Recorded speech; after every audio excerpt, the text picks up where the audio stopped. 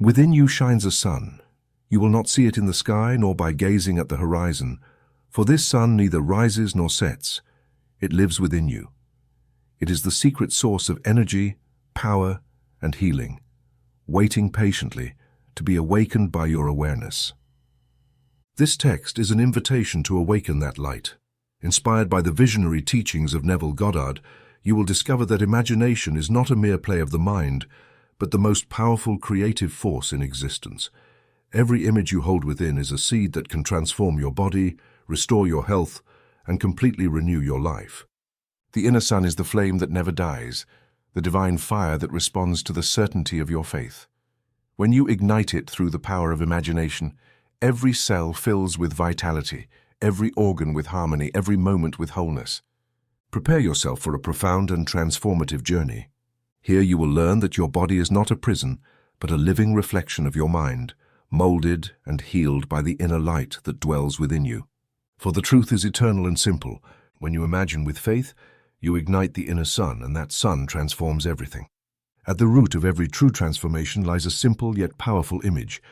But unto you that fear my name shall the Sun of Righteousness arise with healing in his wings. Malachi 4. 2. This sun is not the visible star that crosses the heavens, nor are its wings mere poetic metaphors. Here, the Sun of Righteousness is your own awareness of being, that inviolable certainty born when you assume the end fulfilled and recognize yourself without reservation as both bearer and source of the light. Under its wings, health is not requested. It is recognized that health is the natural state of the one who has assumed. At the deepest level lies the identity of the I am. Imaginal phototherapy does not consist of invoking external forces, nor begging for rays of light, as one pleading for aid. It is the deliberate, lucid and operative act of clothing the organs, once thought weak, with rays of living gold, feeling not that the light strikes, but that the light emanates from the very center of your being. As Jesus declares, I am the light of the world. Whoever follows me shall not walk in darkness, but shall have the light of life.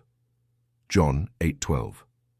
In the same way, you are called not to seek the light, but to be the light in everything you touch and experience. Every state accepted in consciousness unfailingly becomes incarnate in the body. The flesh is nothing but the temporary mold of the I am, health or illness, vitality or exhaustion.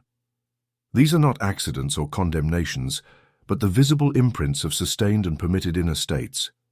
To clothe an organ with light is truly to clothe it with the I am. It is to bestow upon it the quality of the eternal, to give form to the end already assumed and celebrated.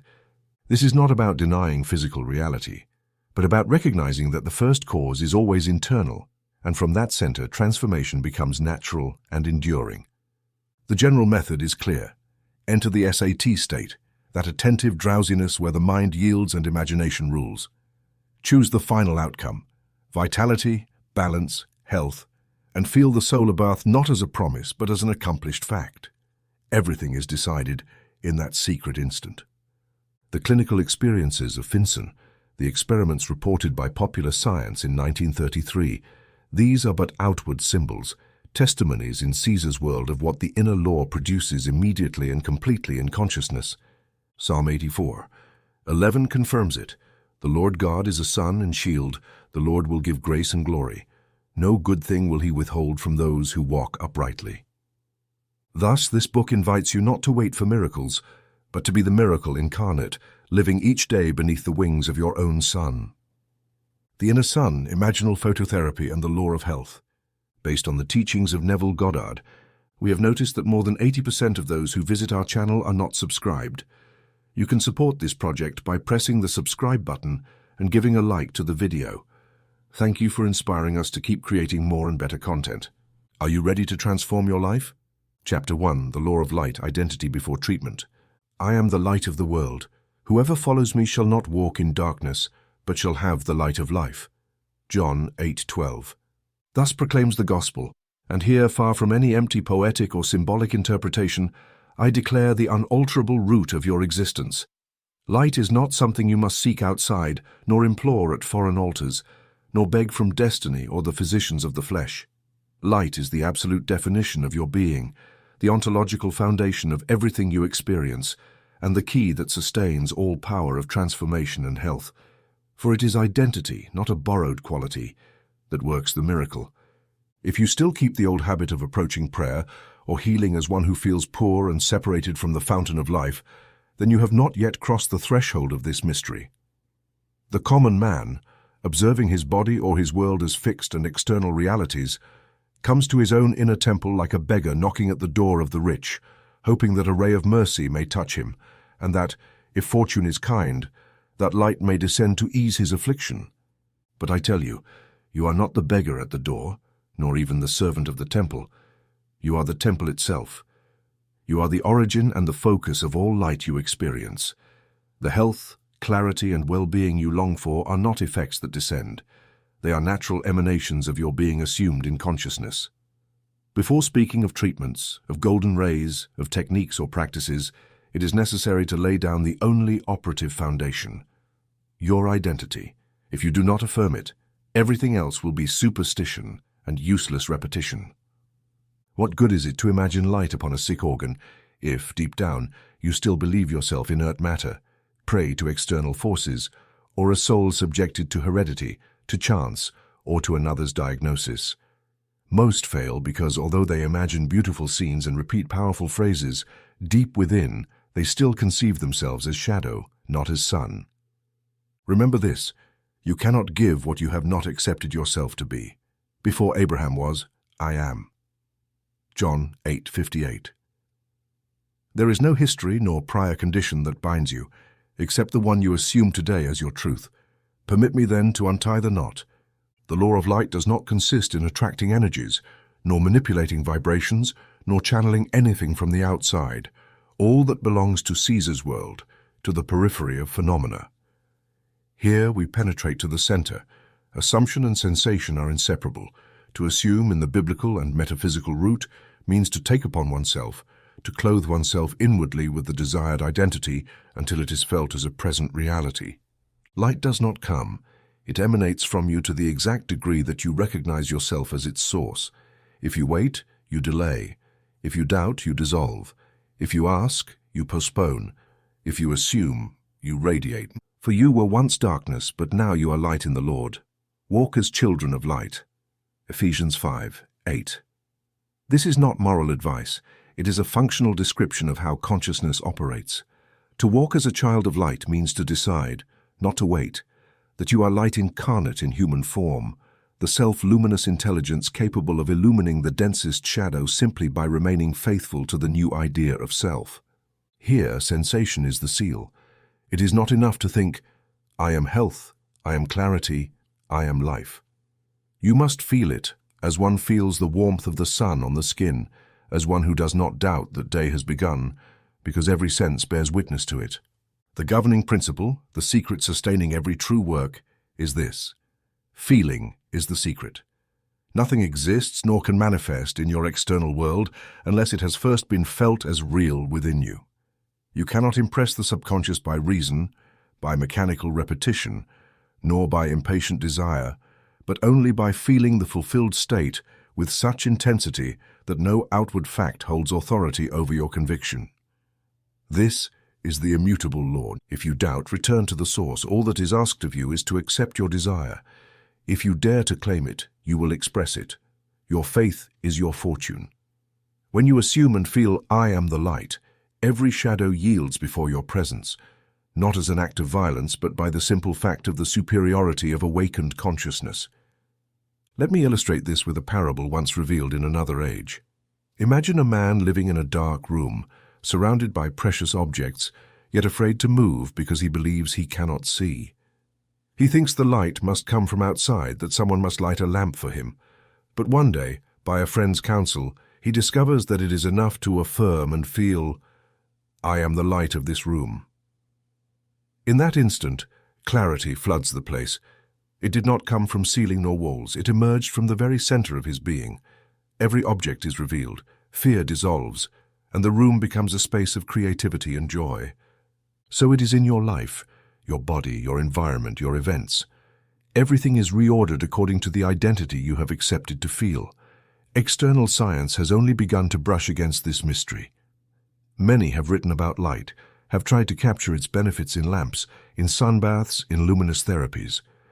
Experiments of Finson and physicians who managed to heal ailments by exposing the body to specific rays have been recorded.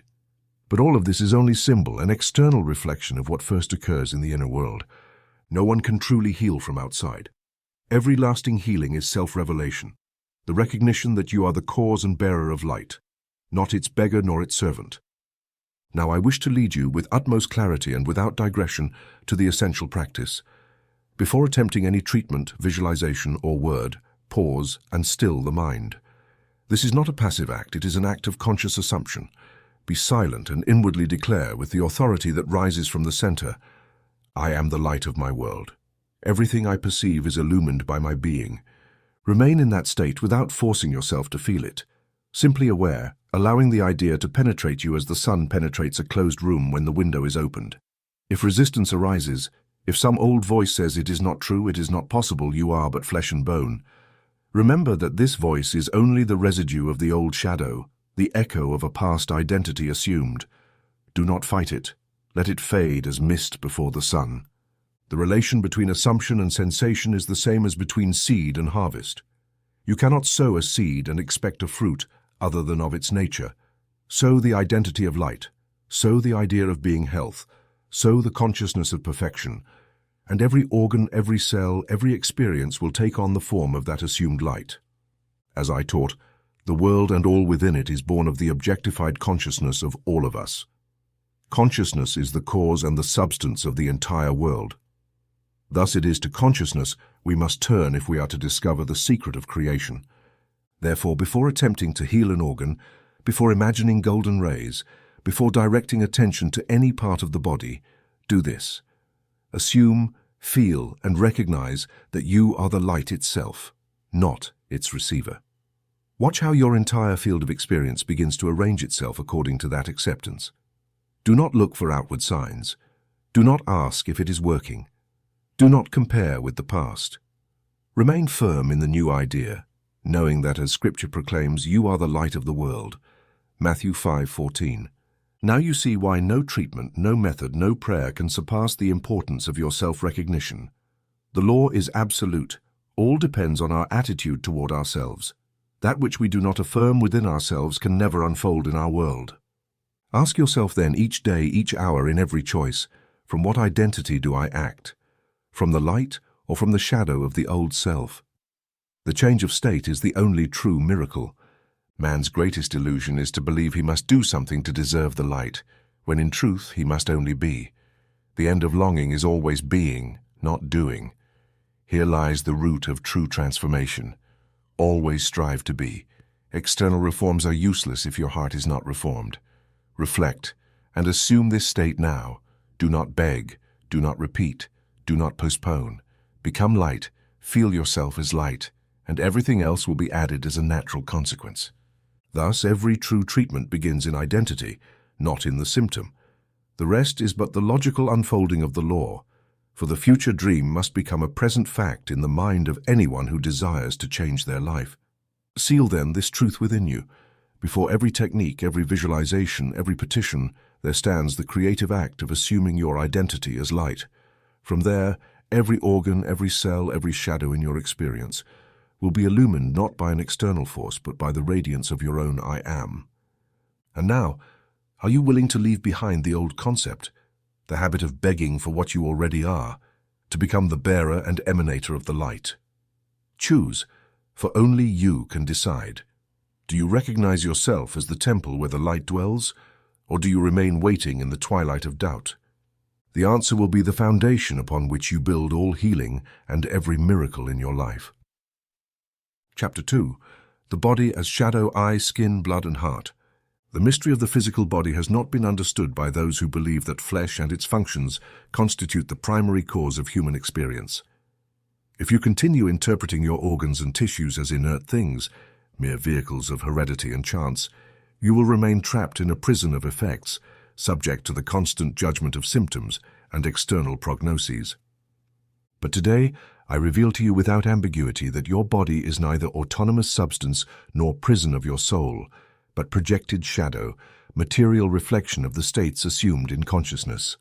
The body, far from being a primary reality, is a living letter your inner being writes to itself, so that it may read its own thoughts and beliefs in visible matter.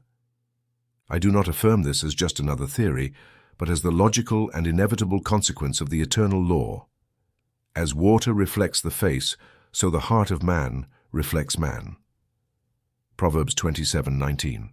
There is no visible form that has not first been preceded by an invisible assumption. The body in its entirety is nothing other than the condensation of your most intimate ideas about life, health, love, and danger.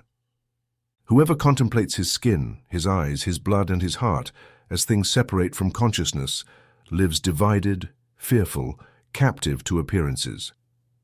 But whoever recognizes that every symptom is shadow and every organ is symbol gains the freedom to mold his flesh from the root of felt intention. Scripture, as always, declares it with simplicity and power. The lamp of the body is the eye. When your eye is single, your whole body also is full of light. But when your eye is evil, your body also is full of darkness. Therefore take heed that the light which is in you is not darkness. If your whole body is full of light, having no part dark, the whole will be full of light, as when a lamp gives you light with its radiance. Luke 11:34-36. The eye here is not the eyeball, but attention, the fundamental intention with which you look and behold yourself. The single eye is attention without dispersion, will without mixture, faith without wavering. If your attention aligns with the fulfilled end, if your intention unifies with the desired state, then inevitably your whole body is filled with light, not by external decree, but because the body is the mold of the inner gaze. Let me unfold the symbols for you. The eye, your intention, is the architect of physiological destiny.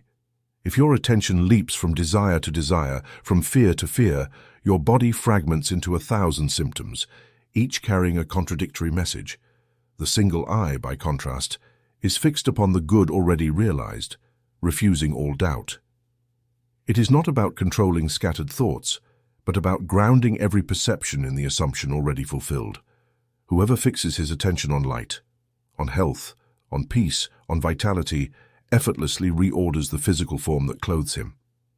The skin, visible frontier, is the manifestation of the limit you have accepted as real.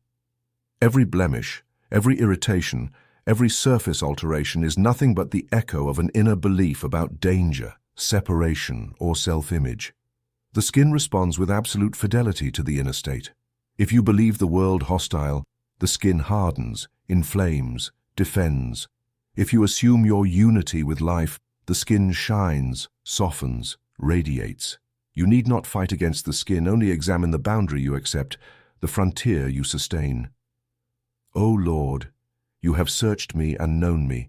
You hem me in behind and before, and lay your hand upon me. Psalm 139. There is no separation here. The body is the embrace of being, not a wall of defense. The blood, deep current, is the circulation of your vital beliefs. Through it flows what you have accepted as truth concerning life, health, possibility, and danger. If blood thickens, blocks, or is tainted, do not first question diet or heredity. Examine the ideas you allow to circulate, the fears you give life to, the resentments or insufficiencies you have stored. Blood carries the intimate news of your beliefs to every cell, like a faithful messenger that cannot betray its source. When you assume the truth of your being, the blood renews its course, becoming bearer of life, not alarm. The heart, finally, is the altar. In it resides not the cause, but the preservation of every assumed state. The heart is not only a biological pump, but the altar upon which old beliefs are immolated, and the chosen identity is crowned. Above all else, guard your heart, for from it flow the issues of life. Proverbs 4:23. Everything you accept, everything you consecrate with feeling, becomes pulse, rhythm, circulating life. It is not about asking the heart to function, but about guarding the state you have admitted upon your inner altar. Ultimately, the heart is the sum of your inner decisions about who you are and what you deserve. Now you see how every organ is a living symbol. The eye is intention. What do you fix upon? What do you decide to see? The skin is the boundary. What frontier do you sustain between yourself and life? The blood is belief. What truth flows within you? The heart is the altar. To what state do you render homage? To what identity do you give your feeling? If any of these symbols speaks to you through symptom, do not judge it. Do not reject it. Do not fight it. Listen to the message. Give thanks for the fidelity of the body and direct your attention, the single eye, toward the state already fulfilled. The application is direct and without mystery. If you desire your body to take on light, do not obsess over appearances, nor over endless analyses of external causes. Align intention and sensation. Choose the desired state, health, vitality, peace, and feel that your attention already rests upon that realized end. Do not imagine it distant or potential. Feel it now. The body, faithful shadow, will take on the form of the accepted light. Just as a statue cannot choose its own design, but obeys the hand of the sculptor, so your flesh, your cells, your organs cannot but reflect the image you sustain in the secret workshop of the heart. Ask yourself honestly, what do I fix upon when I look at my body? Do I see limitation, defect, lack? Or do I dare to see the light that I am? What beliefs do I allow to circulate within me? What boundary do I defend with my skin? To what state do I consecrate my heart each day? These questions are not intellectual exercises, but operative keys. In answering them, you discover the precise point at which you must intervene, not in matter, but in consciousness. My son, attend to my words, and for they are life to those who find them and health to all their flesh. Proverbs 4:20-22. There is no medicine more powerful than the word assumed in identity, the state accepted without reservation. If the light of your eye, your attention, is single, your whole body will be filled with that light. Because flesh is never first. It is always response, and I have witnessed throughout my experience innumerable cases where inner transformation proceeded with mathematical precision, the transformation of the body. I have received letters from disciples who, upon deciding for the fulfilled state, saw symptoms vanish that had resisted every physical treatment. Others, aligning their intention with the desired end, experienced relief where before there had only been relapse. This is neither suggestion nor miracle. It is the law operating at its most elemental level. Do not confuse the symbol with the cause. The body can only display what the eye, the intention, has chosen to see and to feel. The world of effects has no power of its own. If you wish to change the body, do not fight against the shadow. Kindle the light at the level of identity, and then, as Scripture declares, your whole body will be full of light, as when a lamp gives you light with its radiance. Luke 11:36. Reflect, feel, and recognize the power that has been given to you. You are the architect, not the statue. Your body is obedient shadow. If you accept the light at the center of your being, your entire physical world, eye, skin, blood, and heart, will shine in conformity with the chosen intention. Thus operates the law of light. In the silence of consciousness, before every word, the destiny of flesh and life is decided. Chapter 3. Eliosi Practice, the Morning and Evening Golden Bath. Every act of true creation begins in silence, in that moment when man renounces haste, scattered logic, the search for external signs, and surrenders entirely to the invisible realm of assumed sensation. Here I invite you to enter the primordial practice, the oldest and most powerful, the direct experience of the golden bath, the internal solar rite that renews, at each dawn and at each dusk, the alliance between your deep self and the law of light that constitutes you.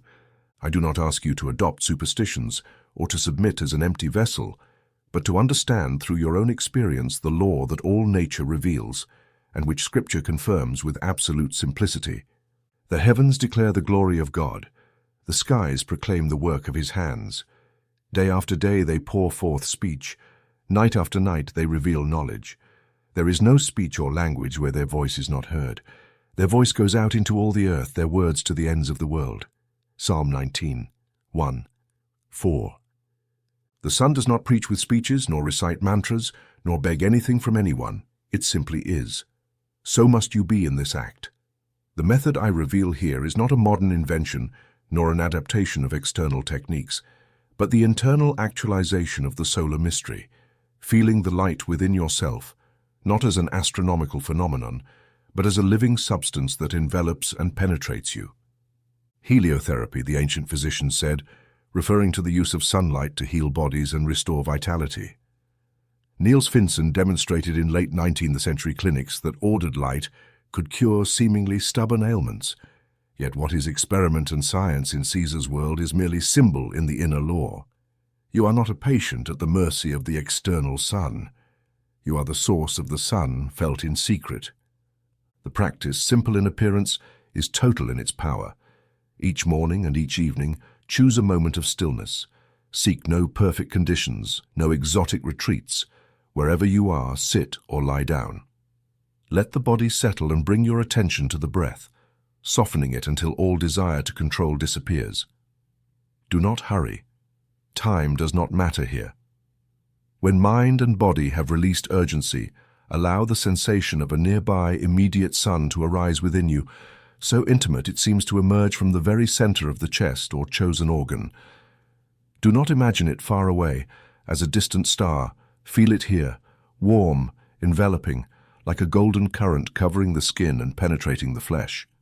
The secret is this: it is not about visualizing images from outside as if gazing at a postcard, but about feeling the weight and warmth of the sun directly on the skin and within the organ you have chosen to transform. There is no distance between you and the light. You are both the focus and the vessel. Concentrate on the physical quality felt when sunlight bathes your face or hands. Feel that gentle weight, that ordered warmth, that vibration of life that neither burns nor tires but soothes and restores. If, for example, you choose your heart, feel the sun pulsing there, slow and steady, as if each beat were a wave of gold. If you choose the skin, feel the surface tempered, as if the air itself were saturated with clarity. If you direct attention to another organ, allow the sun to inhabit it, to wrap it from inside and out until the distinction between body and light dissolves. Do not measure duration in minutes, but I recommend between 3 and 7. This is enough for the sensation of presence to overcome the resistance of a scattered mind, but not so long as to lose intensity. Here there is no merit in quantity, only in the quality of surrender. Seek no immediate results. Do not examine the body afterward for signs. Remember, practice is always from the accomplished end. This means you are not trying to reach health or attract well-being. You act as one who already is, as one who already rests in fullness. Feel the joy of knowing that vitality is not something that will arrive, but something revealed because you have assumed it. The key is the SAT state, the attentive drowsiness that all true transformation requires. Do not rush to force visualization. Let the mind approach the edge of sleep, the instant where the boundaries between waking and inner worlds dissolve. Here the sensation is more vivid, more plastic, more obedient to intention. If the mind wanders, bring attention back to the weight of the sun, its warmth, its ordered vibration. Do not judge the process. Remember Ecclesiastes 11:7. Light is sweet and it pleases the eyes to see the sun. You need no further justification. It is good and natural to feel the light. It is the right of your being. In the history of medicine, heliotherapy was an external confirmation of a law that already governed the invisible. Finsen, in discovering that light could heal wounds, was merely replicating in the world of phenomena what the inner man can do at any moment he chooses. The body, as you already know, responds not to external cause, but to felt identity. The morning and evening golden bath is not a plea to the external sun, but an internal assumption. You are the source of the light you imagine. You are the agent and the receiver, the doctor and the patient. God is his temple. Does it seem simple? It is the simplicity of power.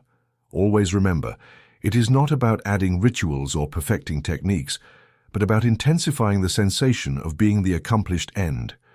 The obedient body will take the form of the felt light. Do not ask how or when. Let the bridge of incidents arrange itself in time. Today, simply feel the golden bath. Do it upon waking. Do it before sleep. Let the last impression before slumber be that of the sun inhabiting your flesh. So during the night, the subconscious continues the work. Do not err by measuring success by the immediacy of physical change. Trust the law. Every felt state, if assumed with persistence and joy, will manifest. Do not pause to consider symptoms, nor allow doubt to erase the trace of the sun. The discipline is simple. Feel, assume, rest. Just as day follows night effortlessly, so health follows assumed identity. Begin today. Witness the gentleness with which inner light reorganizes your organs, your emotions, your vitality. The external world, whether science, medicine, or chance, is only an echo of the previous decree. Never forget. There is no speech or language where their voice is not heard. Their voice goes out into all the earth. Psalm 19:4. The light you radiate is unseen at first, but all around you will recognize it, for the law knows no exception. Now, are you willing to live each dawn and each dusk as a silent confirmation of your right to light? The external sun is only a parable. Reality is what you assume and feel in secret, for there, and only there, the course of your physical destiny is decided. Choose the golden bath. Do not ask for it, feel it. Do not wait for it, be it. The rest will be given as an addition, as always happens for those who follow the order of consciousness. Chapter 4. Clearing shadows, guilt, fear, and resentment. Nothing in bodily experience arises in isolation. Nothing appears as an autonomous phenomenon detached from the internal backdrop that sustains it. The ignorant person blames external events, the weather, diet, or genetics, and turns the body into a battlefield against imagined enemies.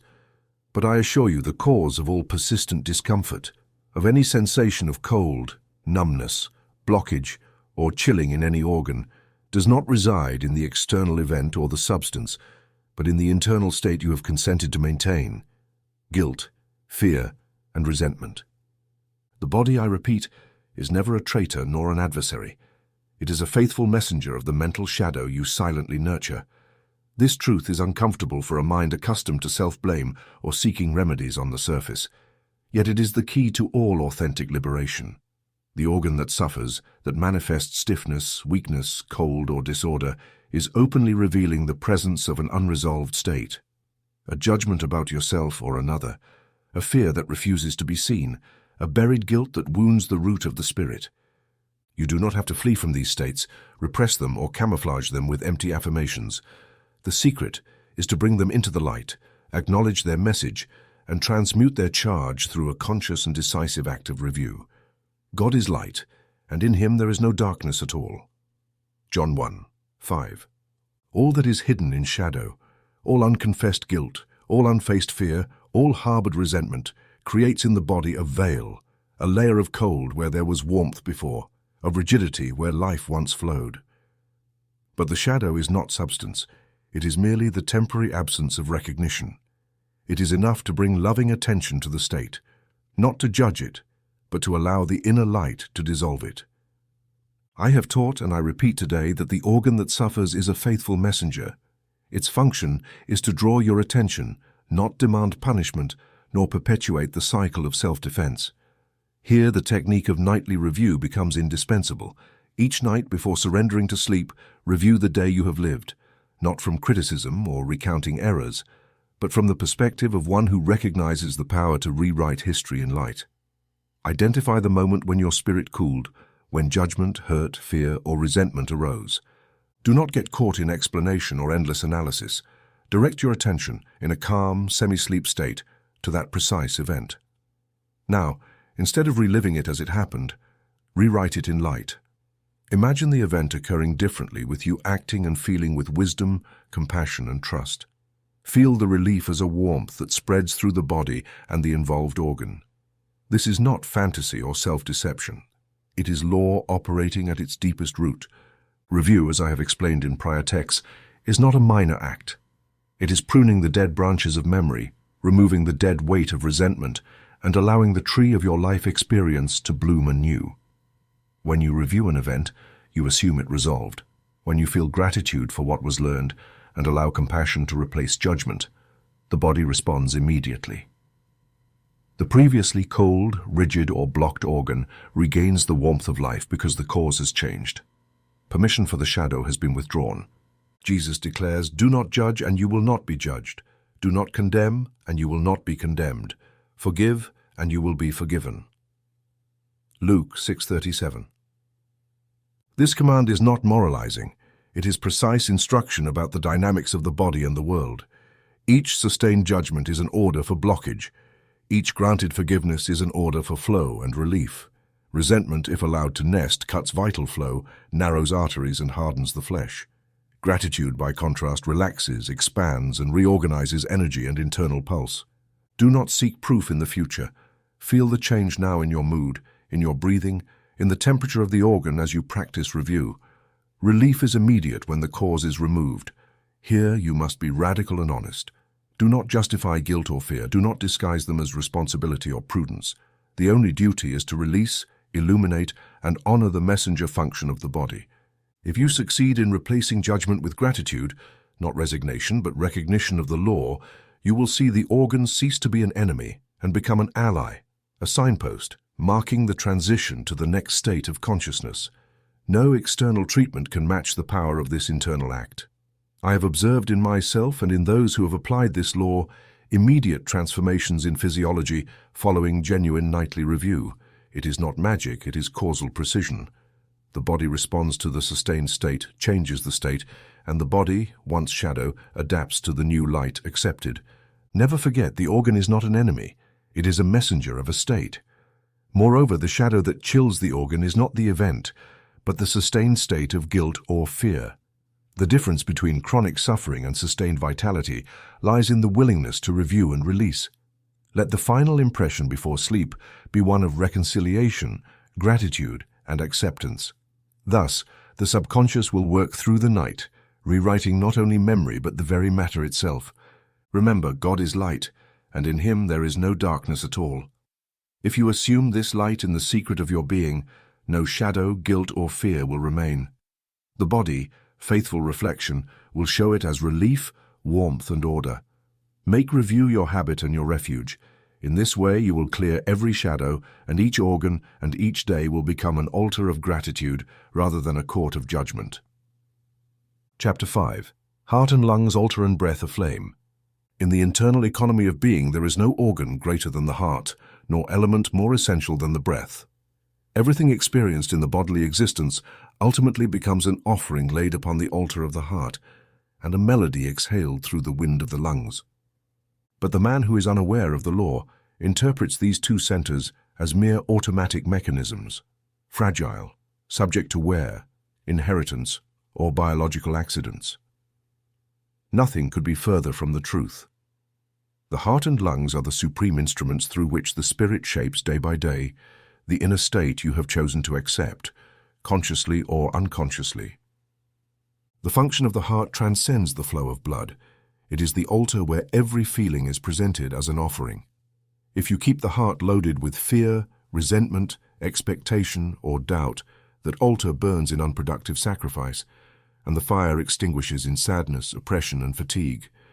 But if, instead, you present fulfilled joy, not hope, but certainty, the warmth emanating from that altar is steady, balanced, and life-giving. My flesh and my heart may fail, but God is the strength of my heart and my portion forever.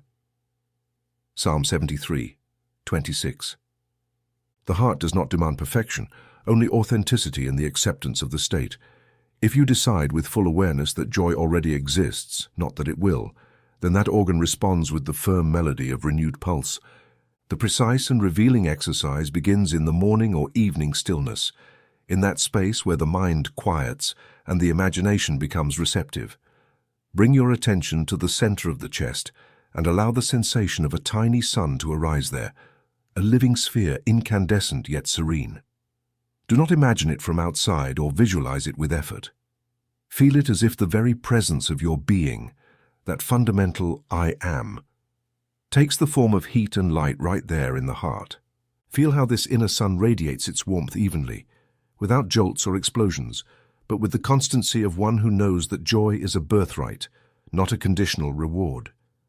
Allow this warmth to expand until it envelops the chest, arms, back, your entire torso. Do not think of the physical organ in isolation. Assume that your entire being vibrates at this frequency of already fulfilled joy. Do not say, I hope to feel happy, nor linger analyzing if the pulse is perfect. Live the scene as a completed fact. The altar does not judge the offering. It receives it and responds with the appropriate fire, the quality of the state presented. In the case of the lungs, The instruction is even simpler and yet more radical. Then the Lord God formed man of the dust of the ground and breathed into his nostrils the breath of life, and man became a living being. Genesis 2:7. Everything begins in the breath, and everything returns to the breath. If the breath is short, anxious, or restrained, the lungs contract in proportion to the way internal life is perceived as threat or lack. If the breath is spacious, rhythmic, joyful, every cell learns to sing anew. The first step is to liberate the act of breathing from all mechanical expectation. Allow yourself the luxury of inhaling as if each breath were the first dawn, and exhaling as if each expiration were the serene twilight closing the day in gratitude. Visualize, or better yet feel, that each inhalation carries a golden, tempered wind, full of clarity. Do not draw it from the environment. Let it arise from within, as if the air were created by you and not merely received. Each inhalation is a new birth, a breath that ignites, cleanses, and expands. Each exhalation is a surrender, a silent act of praise that leaves the chest open, never exhausted. Let everything that has breath praise the Lord. Psalm 156. There is no greater act of praise than to live the breath as joy, not duty. Avoid in this exercise any tendency to test whether it works. The most common error is to test the body, seeking immediate evidence, evaluating if the pulse changed, if the breath widened, if the sensation is perfect. Here the law is inflexible. If you test, you delay. If you judge, you stop the flow. If you worry, you break the state. The only way to transform is to assume that it has already occurred, that the joy of the heart and the spaciousness of the lungs are not results, but causes assumed and lived. The heart responds to fulfilled joy, the lungs to trust and internal space. Do not fear appearing naive before the world of facts. Only consciousness, faithful to its inner vision, can harvest the fruits in the flesh. Make this exercise a daily act, not of perfection but of consecration. Do not seek a mystical experience, nor pursue spectacular signs. Be consistent, simple, faithful to the law of the absorbed state. If one day the heart feels heavy or the lungs short, do not be discouraged or turn away from the altar. Always return to the breath and the space. Feel that in every heartbeat, in every breath, it renews itself because you have decreed it so. Nothing external can equal the authority of this internal act. What the world calls a miracle is merely the obedience of the flesh to the law of the spirit. If the altar is a flame and the breath is song, everything else aligns in silent harmony. Allow, therefore, each day for your heart to receive fulfilled joy and your lungs to receive space and song. Seal this state with gratitude, not expectation. Thus you will discover that the altar and the breath are truly the dwelling where light becomes flesh, and health is not a future event but an identity lived right now, without condition or waiting. Chapter 6. Nervous system and pain, golden silence. Pain, for the man who ignores its origin, appears as an arbitrary scourge, a cruel interruption of bodily harmony, a misfortune that seems to arise from external, accidental, or hereditary causes. But for the one who understands the internal law, pain is always above all a messenger of a state. It is neither punishment, nor trial, nor an enemy to be fought. It is the echo in the flesh of a tension sustained in the mind, of unresolved distrust, of an unheeded urgency. The nervous system, with its fine network of fibers, faithfully transmits the music or the noise of your inner world, revealing through sensation what you have first accepted or resisted in consciousness. The tendency of the average person is to rush immediately to the symptom, seeking anesthesia, distraction, instant relief. Yet, I show you another radical and operative path. First, calm the state. Then the symptom yields as a consequence. The true power of transformation lies not in waging war against pain, but in the capacity to calm the turbulent sea within, and from there allow peace to flow through every nerve fiber until the body accepts rest as its own right. The first step is to stop the reactive compulsion. When pain arises, do not rush to will, to fight, or to interpret its cause in terms of fear. Take a complete pause. Enter, as the prophet teaches, into that rest which does not depend on the absence of stimuli, but on the conscious decision to return to the center. In quietness and in trust shall be your strength. Isaiah 30:15. This stillness is neither passivity nor resignation. It is the voluntary opening to the silence that precedes all noise, to the golden space that underlies all agitation. When the body or a specific area feels trapped in pain, bring your attention behind the sensation. Do not fight the symptom. Do not give it protagonism it does not deserve. Feel the pain and then, as one might cup an ear to catch a whisper amidst clamor, direct your consciousness toward the silence that sustains it. You will discover, if persistent, that all pain is mounted on a background of intact silence, a stillness that has never been disturbed, even though the surface burns with agitation. The secret is to shift the focus. Stop identifying with the wave of pain and return to the underlying ocean, the golden silence, which is the matrix of all bodily experience. Once established in this center of calm, imagine, not as one who creates a fantasy, but as one who recalls a forgotten law, that from this silence emanates a soft, golden flow, as if every nerve were traversed by a thread of liquid gold. Seek no intense sensations nor immediate marvels. A subtle feeling is enough, a warm and steady vibration, like sunlight flowing from within and touching each tense fiber, each knot of unease, until the body accepts rest. Do not try to erase the pain. Allow it to be enveloped, surrounded, and softened by this golden current, until the tension eases and the symptom dissolves into the same ocean from which it arose. He makes me lie down in green pastures. He leads me beside still waters. He restores my soul. Even though I walk through the valley of the shadow of death, I will fear no evil, for you are with me. Your rod and your staff, they comfort me. Psalm 23.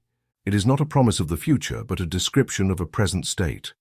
When you decide to dwell in rest, even if sensations persist for a time, your reaction changes. Fear dissipates. Authority returns to the center, and the law works in your favor. To illustrate this externally, in Caesar's world, science experimented with analgesia through light, as documented in journals such as Popular Science in 1933.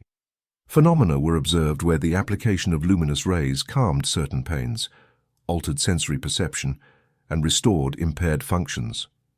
But these experiments, valuable as they are not the cause. They are the mirror of what occurs internally when man embraces light as the body's matrix. True analgesia begins in consciousness. When the state is calmed and the light is felt flowing through the nervous system, the body responds without resistance. I must warn you, with the clarity that the law demands, that this process may trigger benign adjustments. Do not fear if, after practicing golden silence, waves of deep drowsiness, intense dreams, spontaneous movements, or an irresistible need to rest arise. These signals are the body's way of reorganizing and releasing old tensions. Do not interpret them as regression. Be grateful for each symptom as a sign of adjustment, not as a relapse. The body, when sustained in a state of peace and trust, seeks balance on its own, the balance the mind had disrupted. Make this practice a daily habit, or better yet, an automatic response to any pain. Calm the state. Seek the silence behind the symptom. Imagine liquid gold flowing through the nerves and allow rest to settle. Do not obsess over immediate results. The law never fails. When the state changes, the symptom obeys, for the body is shadow, not cause. In quietness and in trust shall be your strength. Never forget this.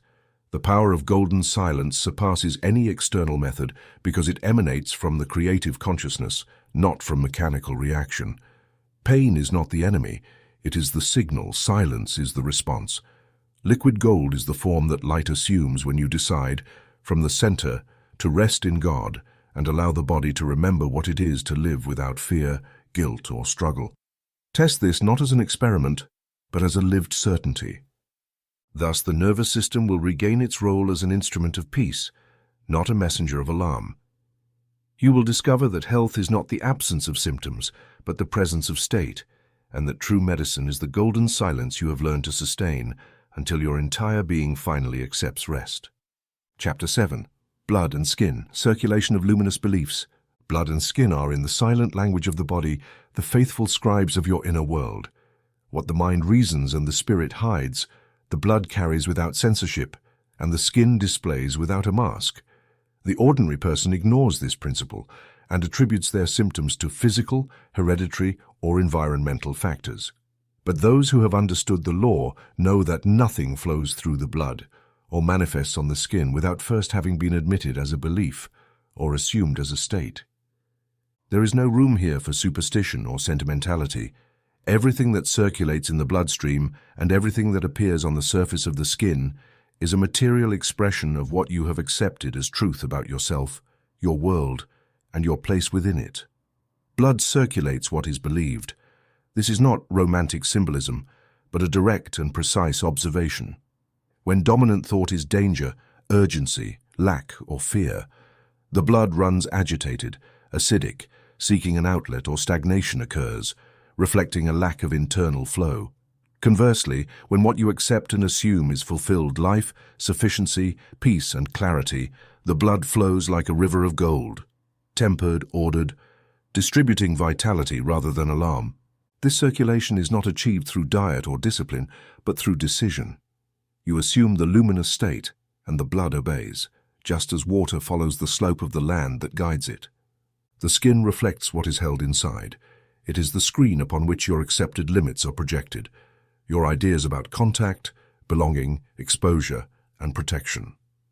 Those who live defensively, convinced of their fragility or of the hostility of their environment, will see their skin react with eruptions, hardenings, or pigmentation that attempts to defend what the heart fears. Those who instead embrace clarity, unity, and acceptance of good will discover that the skin radiates, becoming a shield of light rather than a wall of isolation. Healthy skin is not that which remains intact against aggression, but that which is transparent to the light emanating from within. The practice is clear and admits no evasion. Begin in stillness at dawn or dusk, or any time you can devote a few minutes to focused attention. Bring your awareness to the blood flow, not through intellect, but through sensation. Feel with all your inner senses that your blood is tempered by an inner sun. Do not imagine rush or stagnation. Feel the gentle, ordered, golden current as if each drop carries the living information of your health, joy, and trust in the law. If any part of your body feels cold or tense, direct attention there until the golden warmth is restored. Then shift your awareness to the skin. Feel the boundary of your body, not as a barrier separating you, but as a shield of clarity radiating outward. Imagine, or better, assume, that every pore, every inch of skin emits subtle, constant golden light. You are not trying to protect or reject anything. You are simply affirming the radiant nature of your being. Just as the sun does not defend itself against the night, but dissolves it upon rising, your skin, when clothed in clarity, ceases to be a battlefield and becomes a bridge of communion. Here the prophetic promise is fulfilled. But unto you who fear my name shall the Sun of Righteousness arise with healing in its wings. Malachi 4:2.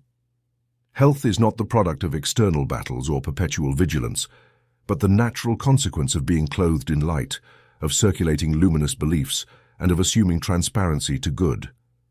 Blood orders itself when thought is clear. Skin radiates when the inner state is accepted without struggle. Psalm 84:11 declares it, "For the Lord God is a sun and shield. The Lord will give grace and glory. No good thing will he withhold from them that walk uprightly." When you recognize yourself as a bearer of the inner sun, your body ceases to beg for health and begins to manifest it by right. Grace is the smoothness of circulation. Glory is the radiance of the skin. The Gospels recount cases of instant cleansing. A leper kneeling before Jesus said, "If you are willing, you can make me clean." And Jesus, moved with compassion, touched him and said, "I am willing. Be clean." Immediately the leprosy left him, and he was cleansed. Mark 1:40-42, the act of touching, of assuming cleanliness, of accepting the light where there was once darkness, is the eternal model. Do not look for external miracles here. Understand the law that is revealed. When you assume with certainty and gratitude that blood circulates what is believed and skin displays what is held inside, all manifestation responds to this new authority. External medical history has echoed this, though without understanding the root. Sinson, a pioneer in therapeutic light, restored skin and circulation in cases where the matter seemed condemned. But each scientific success is only an echo of the inner law. Light assumed reorganizes matter because the cause is the state, not the substance. Do not get trapped in combating symptoms, obsessively analyzing blood, or monitoring skin. True instruction is to clothe the body in clarity, to assume with gratitude and constancy that each cell is bathed in light, and that each boundary is porous to goodness. Do not be impatient if the process takes days or weeks. Persistence in the luminous state inevitably manifests in the flesh. Make each day a conscious practice of circulation and radiation. Do not ask whether the blood is already healed or the skin already changed. Keep faith in the law. Live as one who knows the sun has already risen and that your hall is in health. Appreciate every pulse, every contact, every reflection in the mirror. If the symptom persists, do not worry. Return to the state. Return to the sun. Return to clarity. Then blood becomes a river of life and skin a mirror of light. Not because the world approves, but because the law never fails for those clothed in and circulating in assumed truth. For the Lord God is a sun and shield. He will withhold no good thing from them that walk uprightly. Make clarity your garment, circulation your song, and see how the entire body learns to manifest, without resistance or fear, the secret of health, which depends not on the external, but on what is believed and assumed at the center of your being. Chapter 8. Liver and kidneys, mercy and trust embodied.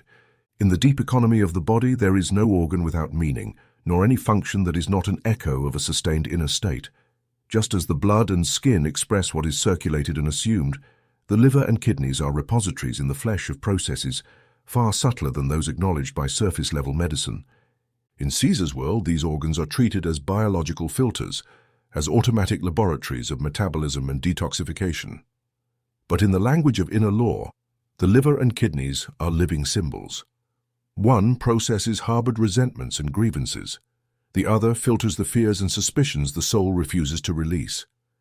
Do not be surprised by this symbolic assignment. The body is always an open letter of consciousness.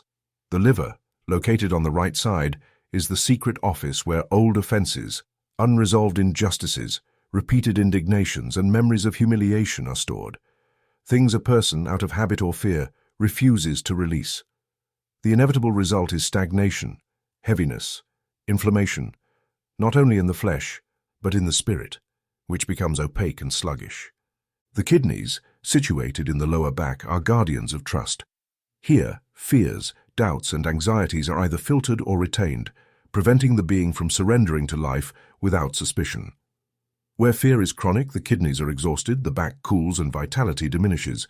Here, the law requires direct practice, not negotiating with the past, but redeeming it, not accumulating fears or grievances, but dissolving them in the mercy and trust of the accomplished end.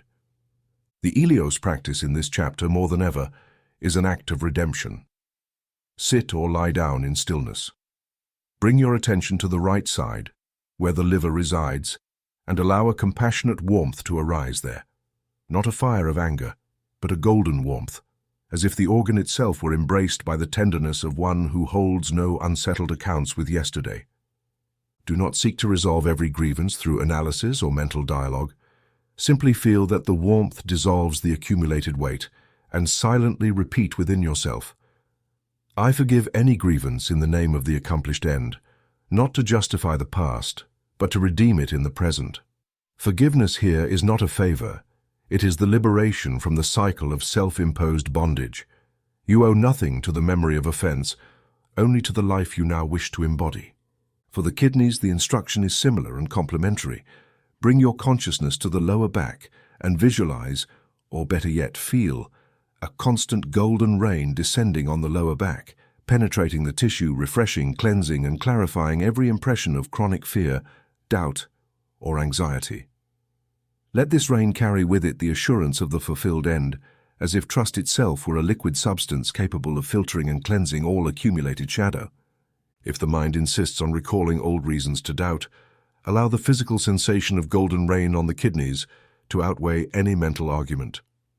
The state of trust, not the absence of fear, is what transforms physiology and re-educates the body to live without reserve. The scriptures anticipate this principle. Purify me with hyssop, and I shall be clean. Wash me, and I shall be whiter than snow. Psalm 51:7.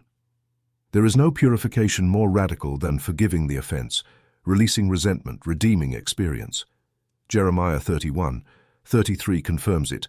I will put my law in their minds and write it on their hearts. I will be their God, and they shall be my people. This is not about forgetting the past or justifying the unjustifiable, but about inscribing a new law into consciousness. Mercy and trust are the only legitimate future.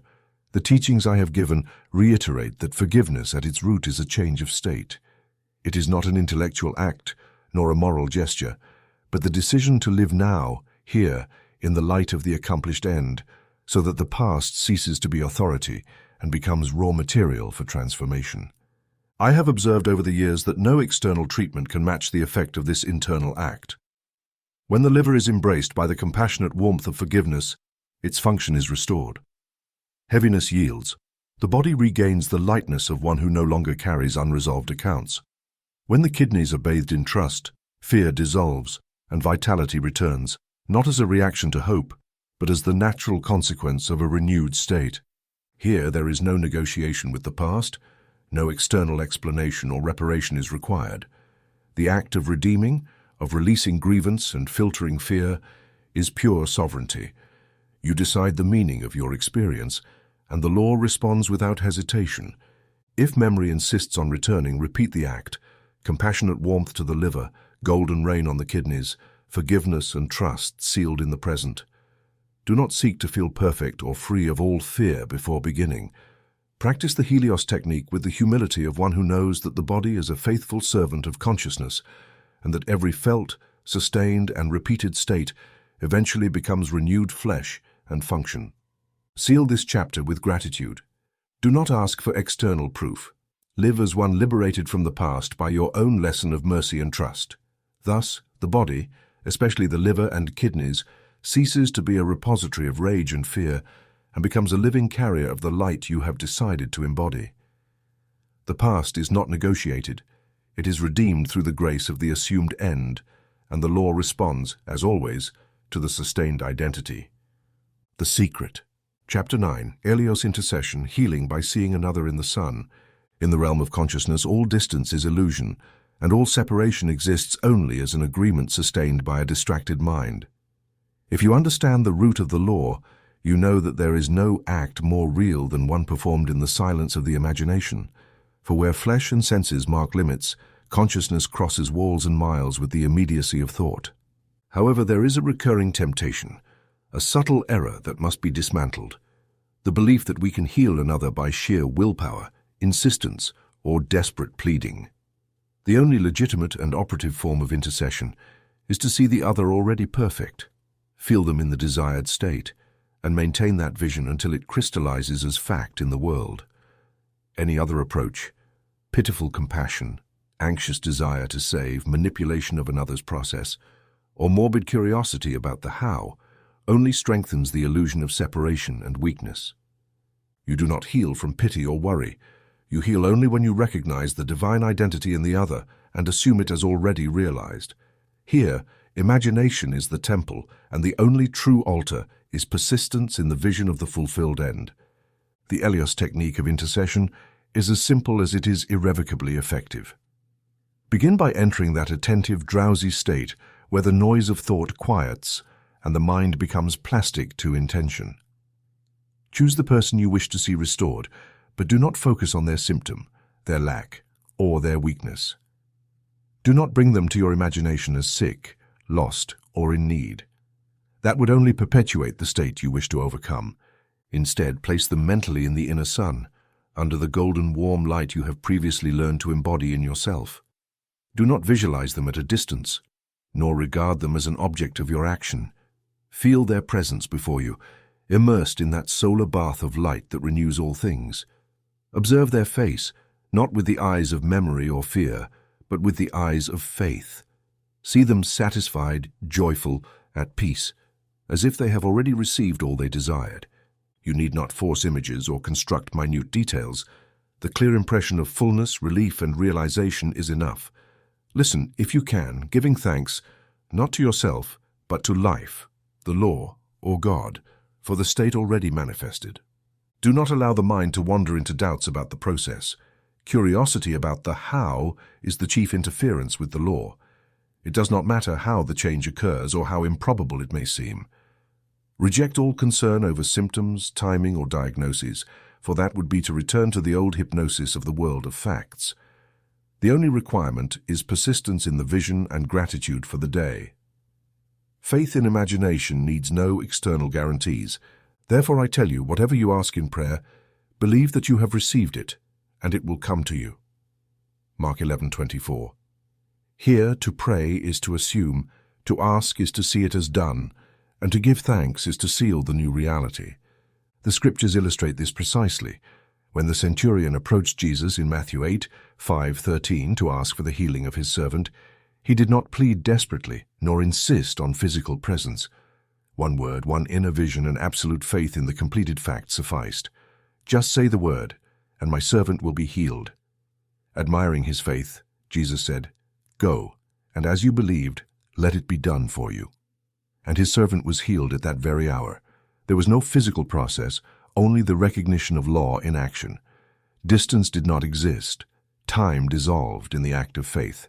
In John 4:53, the official whose son was sick in Capernaum received no detailed promises or complex instructions. One word sufficed, "Your son lives." The man believed, and upon returning, he found his son healthy. The chain of events aligned with the maintained vision, not with logic or direct intervention. The testimonies I have collected and published in Delan de Pramis repeat this same pattern. True intercession does not obsess over visible results, intermediate steps, or the other's reaction. One assumes the perfect state, sees it fulfilled, gives silent thanks, and lets the law take its course. What appears miraculous is, in reality, the natural unfolding of a consciousness undivided by doubt. The common error, both among those seeking to help and those seeking help, is impatience and doubt. They want to see immediate signs, control the outcome, and confirm that the internal action works. But here, the discipline is different. One acts before seeing. The vision is maintained despite any contrary appearance, and all need for explanation is avoided. The law always responds to faith in the assumed fact, not to anxiety about the process. Make intercession, Elios, your constant practice, but not as a heroic act or duty. Do it for the joy of beholding good in another, for the pleasure of seeing perfection manifested where previously there was only lack. If the state of fullness is sustained with constancy and gratitude, imagination, which is God in action, will operate without restriction. Distance, time, and matter yield to assumed identity. The other, receiving the light of your persistent vision, will discover the change in their world without knowing why. And you, having seen good fulfilled in your neighbor, will understand that all true intercession is an act of recognition, not imposition. The law never fails when faith is simple and the vision is pure. Thus, all is essentially a celebration of shared creative power, a reminder that there is only one I am manifesting in legions of faces. It is not charity nor sacrifice, it is communion in the light, and by law, light is indivisible and ubiquitous in awakened imagination. Chapter 10. The Bridge of Incidents, Clouds that do not darken the day. When a person assumes in consciousness that health is a completed fact, the external world responds with precise fidelity, often misunderstood by the superficial mind. Here, the law unfolds its greatest subtlety. Events do not instantly jump from the old state to the new. Instead, the world organizes, with invisible precision, a bridge of incidents that leads step by step from the inner declaration to full manifestation in the body and daily experience. Anyone unaware of this principle becomes disturbed, confused, or even gives up when they see that the transition is not always clean, direct, or linear. But the one who understands the law observes each event, each symptom, each passing cloud, not as a threat, but as a necessary scene in the drama of their own creation. Life, once a new state has been accepted, whether health, freedom, abundance, or peace, begins to arrange events, sensations, and movements that prepare the entrance of the assumed reality. This is the bridge of incidents, a logical sequence of occurrences that may appear random or external, yet are the very fabric of the miracle under construction. It may appear as a deep, restorative sleep after years of insomnia, a wave of night sweats, or a sudden need to cleanse the house, body, or habits. It may take the form of casual visits to places or people, unexpected encounters, words or books that arrive at the perfect moment, or symptoms that seem to intensify before dissipating. The error of the novice is to interpret these movements as signs of failure, relapse, or proof that nothing has changed or that the law does not respond. But all of this is transit, not destiny. They are clouds that do not darken the day. They prepare the full unfolding of the light. The law is inflexible. God calls the things that are not as though they were. Romans 4:17. Faith is not passive resistance in the face of evidence, but active persistence in the chosen state, despite all appearances. The one who lives in the fulfilled end gives thanks in advance and remains serene in the certainty that every trial is temporary, every difficulty is preparation, and every symptom is adjustment, not condemnation. The scriptures provide living examples of this attitude. Daniel, thrown into the lion's den for refusing to renounce his faith, did not panic nor interpret the darkness and danger as defeat. He remained in the light, faithful to his inner vision, and the outcome obeyed that steadfastness. The lions did him no harm. The night passed, and the decree was revoked. Such is the case with conscious transition. The only task is to remain in the light of the assumed state without yielding to fear, impatience, or hasty judgment. In my talks on living, I emphasize this principle. The bridge of incidents is neither your responsibility nor under your conscious control.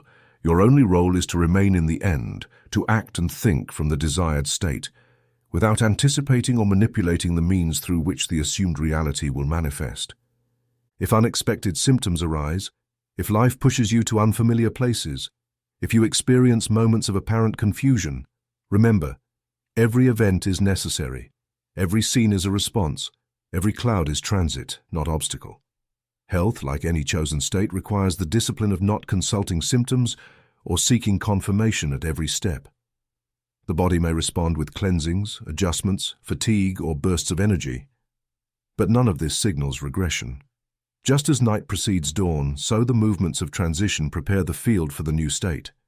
If you remain steadfast in faith, calling health what is not yet visible, acting, deciding, and giving thanks as one who already lives the end, the world will have no choice but to conform to that image. The law is exact. Call the things that are not as if they were until they are. It is not illusion or self-deception. It is the creative operation of consciousness. Reality yields, slowly or swiftly, to the sustained image. Do not fear symptoms. Do not give in to doubt. Do not abandon the state. If one day you awaken with an old discomfort, do not declare a return of the past. Observe it with detachment. Remind yourself that it is a cloud and reaffirm the fulfilled end. If opportunities, encounters, or surprises arise, go with the flow without suspicion or resistance. Everything, absolutely everything, is cooperating for your good as long as you remain in the light. Daniel's drama in the lion's den is the drama of every soul in transition. The key is to remain in the light, even if the environment seems adverse, even if the body experiences jolts, or the external world shows opposition. It is not about denying experience, but interpreting it as part of the process, knowing that nothing can separate you from the law unless you consciously permit it. Make the bridge of incidents a reason for gratitude, not alarm. Every adjustment, every symptom, every encounter is an announcement that the assumed health is already arranging the world for its full expression. Live each day with the serenity of one who has already received, who knows the sun continues to shine even if clouds obscure it. You will then see the transit quicken, difficulties dissolve, and the chosen reality inevitably establish itself in your body and world. Remember, do not interpret transit as regression. The only true task is to remain in the end without hesitation, without negotiating with doubt. The bridge will be crossed, the clouds will pass, and the fulfilled day will shine in all its strength, because this is what you have decreed from the only place where everything is decided. Consciousness. Chapter 11, Simple Acts, Water a Walk, Midday Blessing. In everyday life, the superficial mind seeks miracles in extraordinary acts, complex rituals or ceremonies that, by their rarity, seem to confer power. But the inner law has never required artifices. Outer acts, when empty of meaning, have no efficacy, but when they arise from assumed consciousness, they become living symbols, obedient vehicles of the imagination that confirm, not cause, the chosen state. The difference is absolute. It is not a question of performing gestures to induce change, but of allowing the gesture to be the natural consequence of the internal state already accepted. Here, simplicity is power, and the symbol becomes a silent seal of faith. Blessing a glass of water is not superstition or a magical attempt. It is the precise, silent acknowledgement that consciousness can invest any element, any moment, with meaning. Take a glass of water in your hands. Do not see it as a neutral substance or a passive vehicle. Feel before drinking that it is bathed in the inner sun you have invoked throughout your practice. Do not imagine physical rays. Do not expect external sensations.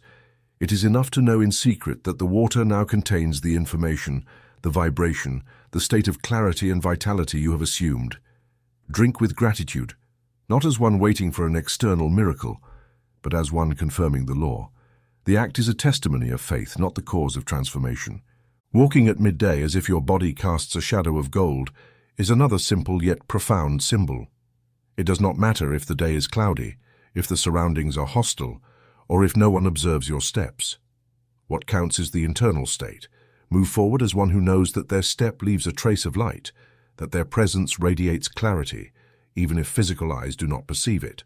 Psalm 121:5-6 expresses it precisely. The Lord is your keeper. The Lord is your shade at your right hand. The sun shall not strike you by day, nor the moon by night.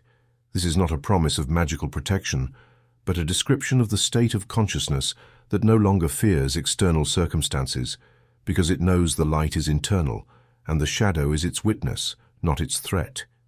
Pause also before any significant task, conversation, decision, or routine work, and take a minute to absorb the inner sun. You do not need to go to sacred places or isolate yourself from the world. A single moment of recollection is enough, a deep breath, the renewed sensation that the light you have assumed is sufficient to illuminate any circumstance. Do not ask, do not repeat phrases, do not expect signs, simply feel the presence. Acts 26:13 narrates how at midday on the road, Paul saw a light from heaven surpassing the sun's brightness. That is the model. The light that accompanies you does not depend on weather or time, but on the sustained state. These acts, when lived from conformity with the assumed state, become living witnesses of the state. Do not perform them out of routine or fear of forgetting the practice. Do them with the naturalness of one who already is, not of one who wants to become. Each glass of water, each walk, each pause for the inner sun is a silent declaration that life is ordered according to the law of consciousness. If one day a gesture seems vain, if no emotion arises, if the mind protests, do not worry. Efficacy is not in sensory intensity, but in the constancy of the state. As I have taught repeatedly, outer acts do not cause, they only confirm what you have already decreed in secret. Do not fall into the trap of empty ritualism. Faith does not depend on objects, words, or external sequences. True magic is internal conformity. Whatever you do, work at it with all your heart, as working for the Lord, not for men. Colossians 3:23. If the glass of water symbolizes your clarity, if the walk is a trace of your light, if the pause is a testimony of your presence, then each act, no matter how small, becomes an echo and confirmation of the law. Live this way, sealing your day with living symbols, not to attract a result, but to remind yourself at every step that the light assumed needs no external proof. It is the cause of all visible things. Life in every instant yields obediently to the state you sustain with gratitude and certainty. The miracle is not in the act, but in the consciousness that precedes it. The shadow of gold, the sun-bathed water, the minute of inner blessing, all are witnesses that your life finally responds to the authority of the light you yourself have chosen to be. Chapter 12, Solar Life. Walking as Children of Light. All the teaching of the law converges in a single invitation, to live as children of light, not as slaves of symptoms or victims of circumstances. Health is not an isolated event, nor a conquest achieved through a series of sacrifices or techniques. It is maintained identity. It is a permanent state of consciousness. It is the habit acquired and defended of living from the luminous center of being, not from the oscillating periphery of external events. Here there is no promise of immunity to human experience, only the certainty of power over interpretation, and therefore over manifestation. Solar life is not an idealistic aspiration nor a philosophical adornment. It is a way of walking, an operative principle, an axis around which all the gestures of existence are ordered. For you were once darkness, but now you are light in the Lord. Walk as children of light, for the fruit of the Spirit is in all goodness, righteousness, and truth, proving what is pleasing to the Lord. Ephesians 5:8-10. The key lies in the verb walk, not waiting, not trying, not exerting effort sporadically, but walking every day, in every circumstance, as one who has already accepted the light as their inalienable inheritance. Practically, this means ceasing to consult symptoms, abandoning the old habit of scanning for signs, fearing relapses, or interpreting every bodily sensation as judgment or threat. One lives instead by consulting states. From what identity am I acting? What state am I sustaining as real? Health is not something you achieve, it is something you choose to express, something you assume as the foundation of every action and relationship, even if the body, by past inertia, shows shadows or tremors. Faithfulness is to the state, not to the symptom. In the language of the law, the symptom is an echo, the state is the cause. The world of Caesar, conditions, diagnoses, external events, inevitably adjust to sustained light. It is not a matter of challenging reality with empty negations, but of affirming inner authority with such constancy that the environment has no choice but to align. Eating, speaking, working, and relating in full light is not theatrical.